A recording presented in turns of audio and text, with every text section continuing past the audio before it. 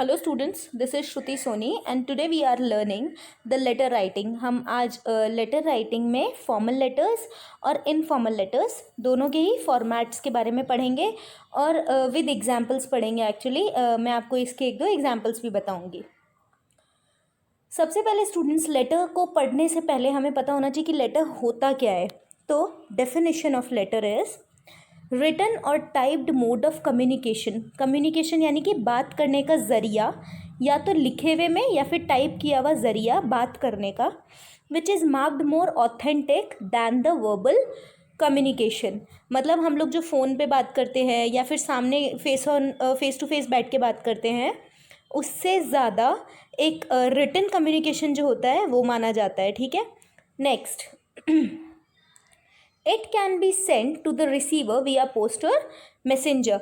देखिए स्टूडेंट्स, अगर हम लेटर को टाइप करके या लिख के जब उसे एक पोस्ट के थ्रू या फिर मैसेंजर के थ्रू भेजते हैं तो उसे लेटर कहा जाता है, और जब इसे ही हम डिजिटली रूप से भेजते हैं, डिजिटली फॉर्म में भेजते हैं, तो उसे ही ईमेल कहा जाता है। तो students, there is not much difference in between letter and email, because letter जो होता है वो रिटन फॉर्म में होता है और जो ईमेल होता है वो टाइप्ड फॉर्म में होता है, जो कि डिजिटली भेजा जाता है। There are two types of letter. Number one is formal letters and number two is informal letters. So students, before starting this I want to tell you, अगर आप लोगों को ईमेल्स के बारे में नहीं पता है तो please I will give you the link of email writing also in my description of this video. आप वहाँ से ईमेल राइटिंग का फॉर्मेट भी सीख सकते हैं। सो पहले स्टूडेंट्स, हम ये जानते हैं कि फॉर्मल लेटर होता क्या है। These letters are written to the offices, school, editor, place or for to place an order, to place a complaint. ठीक है, so students you must know, देखिए बहुत ही छोटे शब्दों में बताती हूँ। फॉर्मल लेटर्स जहाँ हमें फॉर्मेलिटी करनी पड़ती है, ठीक है, मतलब जैसे हम हमारे घर में बात कर रहे हैं, ठीक है, हम जब घर में बात करते हैं तो हमें कोई फॉर्मेलिटी करने की ज़रूरत तो है नहीं, मम्मी कैसे हो, फ्रेंड कैसा है, ठीक है। लेकिन जब हम ऑफिस में बात कर रहे हैं या फिर हम हमारी स्कूल में बात कर रहे हैं या फिर हम कहीं जॉब लेने जा रहे हैं वहाँ बात कर रहे हैं, तो हमें थोड़ा स्मार्टली बात करना पड़ता है वहाँ पे, तो जहाँ पे हमें फॉर्मेलिटी दिखानी पड़ती है। Next is informal letter. So informal opposite of formal. So यहाँ पर जहाँ हमें कोई भी फॉर्मेलिटी नहीं दिखानी पड़ती है, जैसे कि अपने रिलेटिव्स से बात करते टाइम, अपने फ्रेंड्स से बात करते टाइम और अपनी फैमिली से बात करते टाइम। तो जो लेटर्स हम हमारी फ्रेंड्स, फैमिली और रिलेटिव्स को लिखते हैं उन्हें इनफॉर्मल लेटर कहा जाता है, और जो लेटर्स हम हमारे ऑफिस में, हमारे स्कूल में, हमारी जॉब के लिए या फिर एडिटर को लिखते हैं, या मान लो आपकी स्ट्रीट लाइट्स ख़राब हो गई है तो आप म्यूनिसिपैलिटी ऑफिस में लिखते हैं, वहाँ आपको फॉर्मेलिटी दिखाने की ज़रूरत है, तो इसीलिए उन लेटर्स को फॉर्मल लेटर कहा जाता है। Now students, here you can see the format of formal letter. आप देख सकते हैं स्टूडेंट्स, यहाँ पे लिखा हुआ है format of formal letters. Let's begin from the very beginning. सबसे पहले आप देख रहे हैं कि आपको 3 लाइन्स में एड्रेस लिखा हुआ दिखाई दे रहा है। सो स्टूडेंट्स, एक चीज़ ध्यान रखिए, 3 लाइन्स में एड्रेस लिखा जाता है, चाहे वो सेंडर का हो चाहे वो रिसीवर का हो। सो पहले हम सेंडर का एड्रेस लिखते हैं। सेंडर कौन? मैं जो लिख रही हूँ वो कौन है? सेंडर है जो सेंड करेगा। तो सबसे पहले आप अपना हाउस नंबर और स्ट्रीट नेम लिखेंगे, फिर आप अपना लैंडमार्क बताएंगे जहाँ पे वो प्लेस है, जैसे मान लीजिए जहाँ पे भी आप रहते हैं, you will get it in the example. Then city और पिन कोड बताएंगे। पिन कोड स्टूडेंट्स वैसे स्पेसिफाइड होता है जब आप इंटर स्टेट लिख रहे हैं, ठीक है। उसके बाद में आप डेट बताएंगे जो कि DDMMYY में होना चाहिए, जैसे कि 20 जून 2020। फिर उसके बाद स्टूडेंट्स यहाँ पे आप एक लाइन ड्रॉप करेंगे। उसके बाद में आप डेजिग्नेशन यानी कि पोस्ट, रिसीवर की पोस्ट, जैसे मैंने आपको बताया ये फॉर्मल लेटर है, आप अपने पेरेंट्स को तो लिख नहीं रहे, ज़रूर किसी पोस्ट होल्डर को ही लिख रहे हो, चाहे आप अपने स्कूल के प्रिंसिपल को लिख रहे हो, चाहे आप मैनेजर को लिख रहे हो, चाहे आप अपने लाइब्रेरियन को लिख रहे हो, ठीक है। तो पोस्ट लिखेंगे पर्सन की। उसके बाद में आप नेम लिखेंगे, ठीक है students, name of the office, जिस ऑफिस में आप लेटर भेज रहे हैं। अगर आप अपने स्कूल में लिख रहे हो तो यहाँ आप अपने स्कूल का नाम लिखोगे। अब स्टूडेंट्स अगर आप यही लेटर म्यूनिसिपैलिटी ऑफिस में लिख रहे हो तो आप यहाँ म्यूनिसिपैलिटी ऑफिस लिखेंगे। यही लेटर मान लीजिए आप ऑर्डर प्लेस करने के लिए किसी कंपनी में लिख रहे हो तो आप यहाँ अपनी कंपनी का नाम लिखेंगे। उसके बाद में सिटी, जिस शहर में भेज रहे हो, और पिन कोड। उसके बाद में स्टूडेंट्स आप देख रहे हैं यहाँ पर एक लाइन दी हुई है subject. Student I must tell you one thing, एक चीज़ आपको हमेशा याद रखनी है, ये दोनों चीज़ें कवर करते टाइम पेज का 1/3 1/3 पार्ट से ज़्यादा यूज़ नहीं होना चाहिए। मैं इस चौड़ाई की बात कर रही हूँ, चौड़ाई में ये वाला जो चीज़ है वो 1/3 पार्ट से ज़्यादा यूज़ नहीं होना चाहिए। नेक्स्ट इज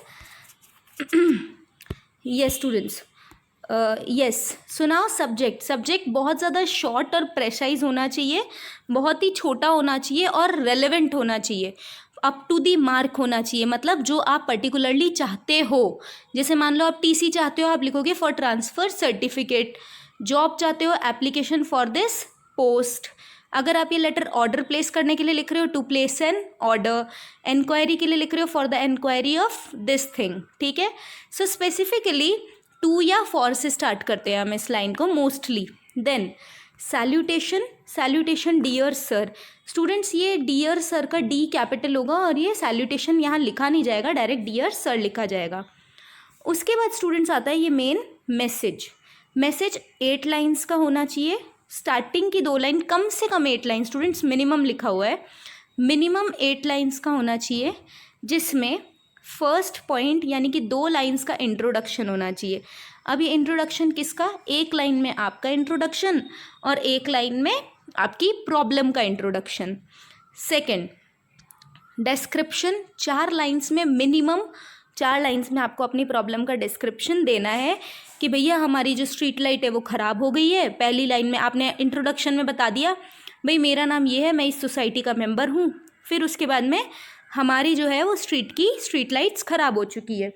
अब नेक्स्ट डिस्क्रिप्शन में आप बताएंगे कि जिसकी वजह से प्रॉब्लम्स क्या क्या हो रही है। ठीक है, तो प्रॉब्लम्स क्या क्या हो रही है स्ट्रीट लाइट ख़राब होने से।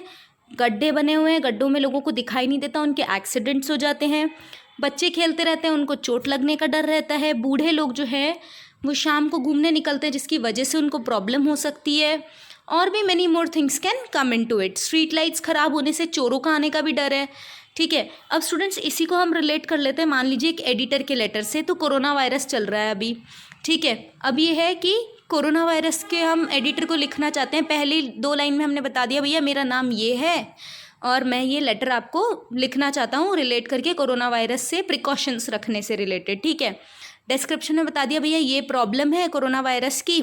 उसके बाद में इतनी ज़्यादा जनता जो है वो नंबर्स जो हैं वो कोरोना वायरस के बढ़ते जा रहे हैं, तो हमें क्या करना चाहिए, हमें इन चीज़ों में ध्यान रखना चाहिए। फिर आता है स्टूडेंट्स कंक्लूजन। कंक्लूजन मतलब क्लोजिंग, जैसे कि हमने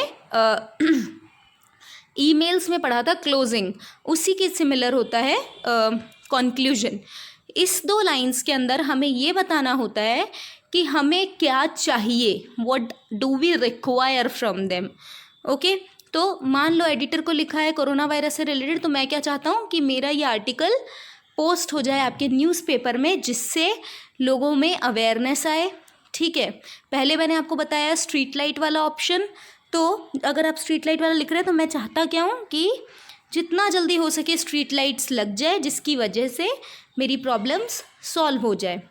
thanking you, yours obediently, sincerely, faithfully, truly. Students obediently, sincerely, faithfully, truly चारों का मतलब अलग होता है, जो मैं आपको आगे समझाऊंगी। नेम आएगा आपका और आपकी डेजिग्नेशन, अगर आपकी कोई पोस्ट है तो वो पोस्ट आएगी, अगर आपकी कोई पोस्ट नहीं है मेंबर ऑफ सोसाइटी आएगा। ठीक है, now students let's go to the example.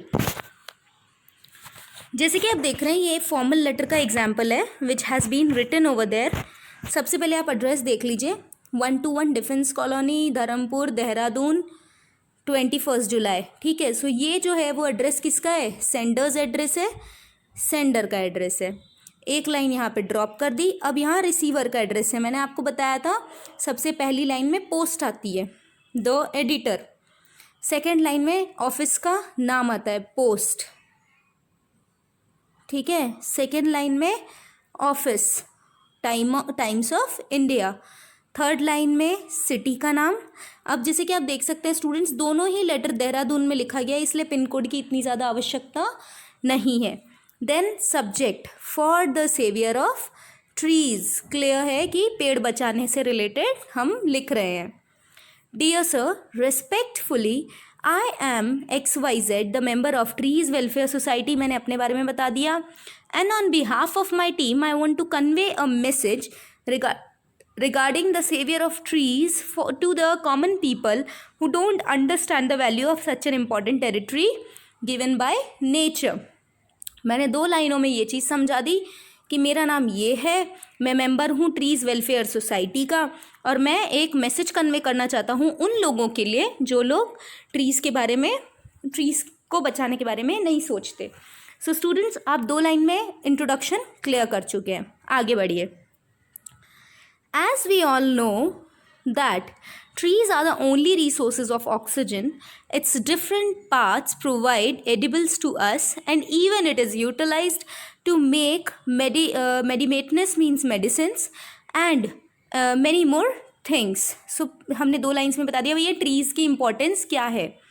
But people have taken it for granted, लोगों ने इसको फॉर ग्रांटेड ले लिया है।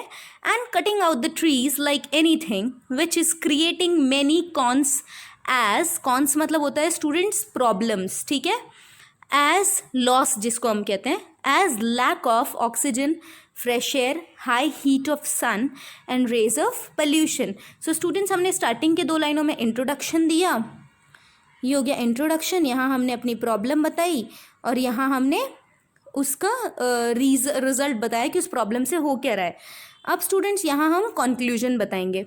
दस we are required to stop this overcut of trees, इसीलिए हम क्या चाहते हैं कि ये जो ट्रीज़ का ओवरकट हो रहा है ना, बहुत ज़्यादा ट्रीज़ काटे जा रहे हैं। And even we must grow 1 tree every month, बल्कि हमें रोज़ एक पेड़ लगाना चाहिए। This is a humble request from the chief editor, ये अब एक चीफ एडिटर से रिक्वेस्ट है, कंक्लूजन पे आ गया अपनी बात के, कि please post the article in the newspaper and help us to arise some awareness regarding the same problem. So students, हमने अपनी इंट्रोडक्शन भी दे दी, हमने अपनी प्रॉब्लम भी डिस्कस कर ली, प्रॉब्लम से होने वाली प्रॉब्लम्स भी डिस्कस कर ली और कंक्लूजन भी दे दिया। Now thanking you, yours faithfully XYZ, ठीक है, XYZ नाम बताया था ना यहाँ पे अपना, तो XYZ आ गया। सो students, I think you must have understood कि एक फॉर्मल लेटर कैसे लिखा जाता है। सो नाउ स्टूडेंट्स, अब हम लोग एक एग्जाम्पल पढ़ेंगे इनफॉर्मल लेटर का। स्टूडेंट्स, आप मेरी बात ध्यान से सुनिएगा। फॉर्मल लेटर और इनफॉर्मल लेटर के फॉर्मेट में फ़र्क इतना ही होता है कि फॉर्मेलिटी से रिलेटेड हर चीज़ को डिलीट कर दिया जाता है, और वहाँ जैसे हमें मैसेज लिखते टाइम ध्यान रखना होता है ना कि इंट्रोडक्शन लिखना है, प्रॉब्लम का डिस्कशन करना है, here there is nothing to be thought, okay, क्योंकि ये लेटर क्या है, इनफॉर्मल है, ठीक है, फ्रेंड्स एंड फैमिली के लिए है। सबसे पहले आपने अपना सेंडर्स एड्रेस लिख दिया, फिर आपने रिसीवर्स एड्रेस लिख दिया, फिर आपने डियर अंकल लिख दिया। अब स्टूडेंट्स, अब जब कोई फॉर्मेलिटी चाहिए नहीं तो फिर आपने सेंडर्स एड्रेस, रिसीवर्स एड्रेस क्यों लिखा? भैया आप एड्रेस नहीं लिखोगे तो लेटर पहुंचेगा कैसे सामने वाले तक, है ना। Now I got your last letter and I am very glad to know that everything is fine there. You have asked me about the performance in the examination and the health of everyone. So let me inform you that, मतलब ये person जो है वो अपने uncle को letter लिख रहा है, that everything is going well and I must tell you about the situation these days. This is a complete lockdown. There is a complete lockdown everywhere as the disease spread by by the touch. Nobody is meeting with each other. So students, यहाँ पे corona virus की बात हो रही है. The disease is actually hilarious. So I have a request to you all that please stay at home and don't meet anybody. So यहाँ पे बच्चे ने ये भी बता दिया, मतलब whosoever is writing, कि आप क्या चाहते थे मुझसे पूछना, और उसने अपनी एडवाइस भी दे दी. आई होप, अब स्टूडेंट्स ये लास्ट की जो 2 लाइन्स है वो क्लोजिंग है, कंक्लूजन और closing. I hope you will consider my advice and keeps everyone safe. I will wait for your next letter. Your for the love for the aunt and seeking for the love of for the love of aunt and blessing for Rishi. ठीक है, your loving nephew and your name has come. So students, I think you must have understood that how does an informal letter would be written. Next, अब students हमने letters लिखने सीख लिए, letter का format भी सीख लिया, ठीक है. अब कुछ डूज एंड डोंट्स है जिनको हमें ध्यान रखना है, ठीक है, कि हम कहीं लेटर लिखते टाइम इन चीज़ों की गलतियाँ ना कर बैठे. सबसे पहला, take care of address. Address हमेशा ध्यान रखना है. अगर आपने लेटर का एड्रेस ही गलत लिख दिया तो वो गलत जगह डिलीवर हो जाएगा, ठीक है. So take care of address as the wrong address will be able to post your letter, not be able to post your letter at the proper place. Second thing students, आपको subject का ध्यान रखना है. The subject must be shortest, easy to make the reader understand the reason for letter writing, ठीक है. Third thing जो है students, reach the exact point as soon as possible. So basically message में अपनी बातों को ज़्यादा घुमाओ मत, जितना जल्दी हो सके पॉइंट पे पहुंच जाओ. The language should be easy and readable for the receiver.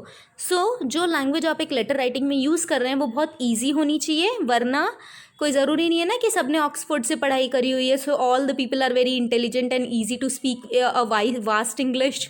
सो इसीलिए ट्राई करें कि हम जितना हो सके ईजी लैंग्वेज में लिखें. The opening and the closing of the letter must be appropriate. Letter को शुरुआत और लेटर का एंड हमेशा एक स्मार्ट नोट के साथ होना चाहिए. अब students, as I told you कि ट्रूली ओबीडियंटली सेम नहीं होता, उनमें मैं आपको डिफरेंस बता रही हूँ. ओबीडियंटली मीन्स जिनको हम ओबे करते हैं, जिनकी हम आज्ञा मानते हैं, तो यहाँ पे हम ये स्कूल्स के लिए यूज़ करेंगे. फेथफुली, जिन पे हमें फेथ है यानी कि विश्वास है, is used for in those letters where you have faith on the receiver. ठीक है, जहाँ आपको क्या है, फेथ है रिसीवर के ऊपर. एज एन एडिटर, एडिटर पे हमें फेथ है कि वो हमारे जो आर्टिकल है उसको अपने न्यूज़पेपर में छापेगा. मैनेजर पे हमें फेथ है क्योंकि जो भी हम काम उसे करने के लिए कह रहे हैं वो हमारी उसमें ज़रूर हेल्प करेंगे. कलेक्टर पे हमें फेथ है कि हमारी जो भी प्रॉब्लम्स हैं कलेक्टर उसे सॉल्व करेगा, और एट्सेट्रा. इसी टाइप के काफ़ी और भी पॉइंट्स हो सकते हैं. Next is sincerely. Sincerely students, जहाँ हमें सिंसियर बन के रहने की ज़रूरत हो, तो सिंसियर हम कहाँ होते हैं, अपने वर्क प्लेस पे होते हैं. तो sincerely is used in those letters where you have to be sincere. Job letters या फिर बिजनेस लेटर्स में इनका ज़्यादा यूज़ किया जाता है. And last is truly. Truly students, जहाँ आपको बिल्कुल ना समझ आ रहा हो कि आपको क्या इम्प्लीमेंट करना चाहिए, तो where you don't understand what to be put, so वहाँ पे आप इम्प्लीमेंट कर दीजिए truly. So students, I think you must have understood the topic letter writing very well. आपको लेटर राइटिंग में आई होप कोई भी प्रॉब्लम नहीं आई होगी. So students, please solve the letters after seeing this video, and please let me know in the comments कि आपको सारी चीज़ें क्लियर हुई है या नहीं हुई है, या कहाँ आपको डाउट्स आ रहे हैं. Students, if you are liking the video and understanding everything, please like it and subscribe the channel as well. Thank you.